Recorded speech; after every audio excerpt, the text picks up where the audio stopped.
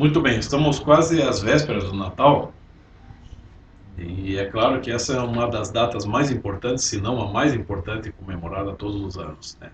Na qual celebramos simbolicamente o nascimento de Nosso Senhor Jesus Cristo. Quer as pessoas creiam na existência do divino ou não.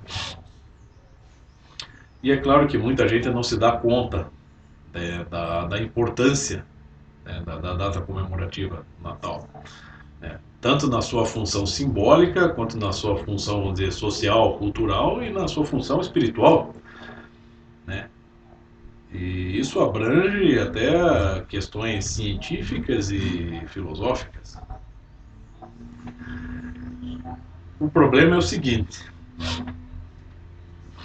é o, as pessoas, grande parte das pessoas, tende a se ater ao significado mais rebaixado do Natal, ao seu significado mais social e, vamos dizer assim, para usar uma linguagem assim mais moderna, seu significado mais capitalista. Então as pessoas pensam no Papai Noel, né? E como providenciar o bem para os nossos entes queridos. E, né, essa é uma das funções do Natal, né, socialmente falando. Mas eu percebo que mesmo nesse seu significado mais simples, né, mais superficial, ainda assim, né, você vê problema, ainda assim as pessoas conseguem criar problemas, ainda assim as pessoas conseguem, vamos dizer assim, sentirem-se insatisfeitas. Em geral, todos nós, seres humanos, estamos insatisfeitos com as nossas vidas, com o que temos, com as condições nas quais vivemos. Né? Em geral, somos insatisfeitos. E justamente uma data como o Natal, ela vem justamente ela não deveria necessariamente vir para apaziguar as nossas insatisfações materiais, mas para nos dar uma noção de um universo maior do que aquele no qual vivemos. Né? Em geral, estamos não só intocados em nossas próprias casas, mas intocados dentro de nós mesmos. Né? Desconhecemos muito de nós mesmos. Né? E quando você tem lá, por exemplo, um elemento simbólico, que é a estrela de Belém guiando os reis magos, né, até a manjedoura onde Jesus Cristo nasceu, né, uma espécie de farol universal ali iluminando as pessoas.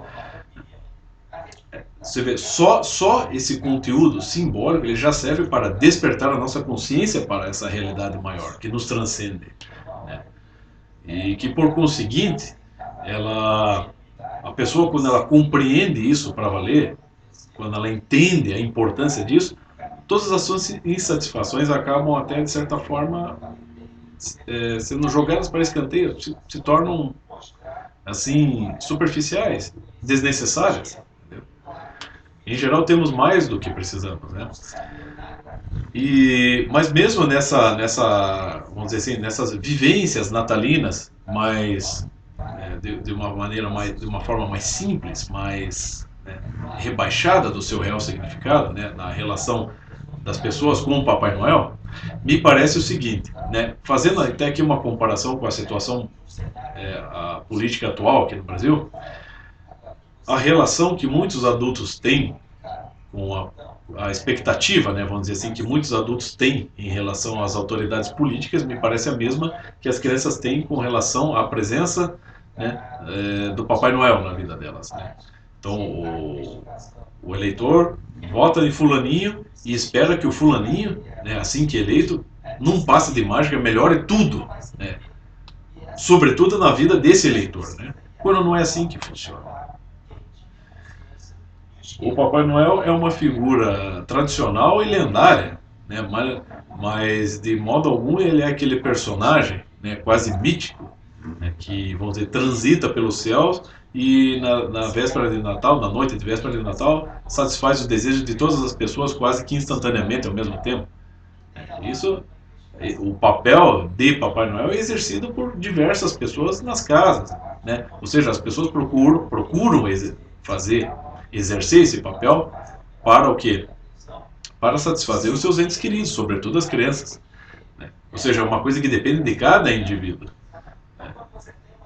O que seria a mesma coisa com relação à política. O cara espera que o presidente da república vai resolver todos os seus, não só os problemas do país, mas até os problemas da própria pessoa, quando a pessoa deveria estar exercendo esse papel.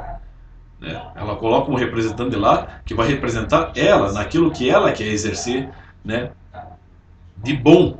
Né? Ou seja, é como diz mais ou menos Stuart Mill, né?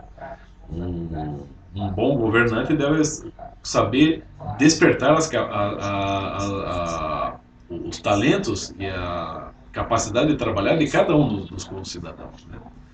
E não apresentar-se como o salvador da pátria. Né? E muitas vezes a relação das pessoas com as autoridades políticas é essa, são os salvadores da pátria, quando não são. Né? Então, você vê, já na vida social a coisa já é problemática. Agora, quando você vai pular disso para uma situação muito mais elevada, que é o real significado da data comemorativa do Natal, né, que é, vamos dizer, a presença do Deus menino para o nosso bem, aí é que entra não só a incompreensão de muitas pessoas de fé, mas entra também a teimosa incompreensão de pessoas céticas. Tudo bem, nada errado com a pessoa ser cética, é um direito que todos nós temos de sermos céticos. Mas qual que é o dever de uma pessoa que se declara bastante cética? É ir buscar a verdade, é buscar as respostas, é buscar um entendimento, é buscar informar-se.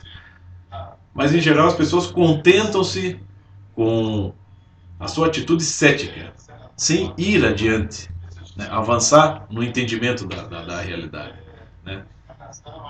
E muitos dos céticos ainda esperam mais sinais. Né? Você vê, eu estava conversando com um amigo meu, você vê até onde que chega, né, a ignorância, né, das pessoas. Quer dizer, ele espera que a presença de Deus se dê a partir de uma figura, né, uma personalidade lá, mítica, que vá produzir sessões de mágica na frente dele para provar que é um Deus que realmente existe.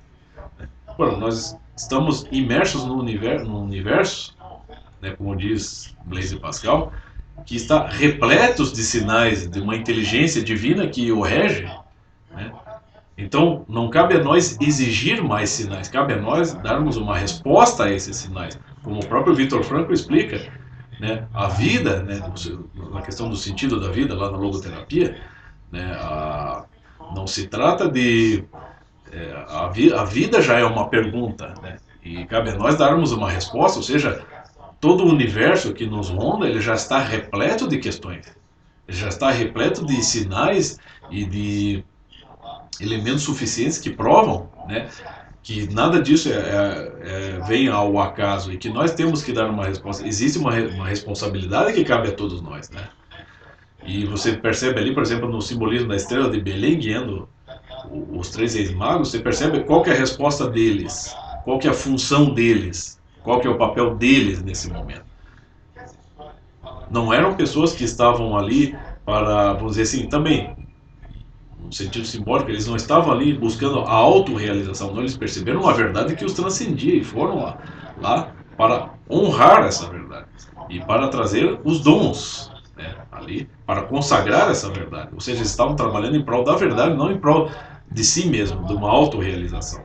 E é isso, esse é um dos significados da data comemorativa do Natal. Percebemos algo que está para além de nós e que, de certa forma, vai apaziguar todas as nossas insatisfações, né?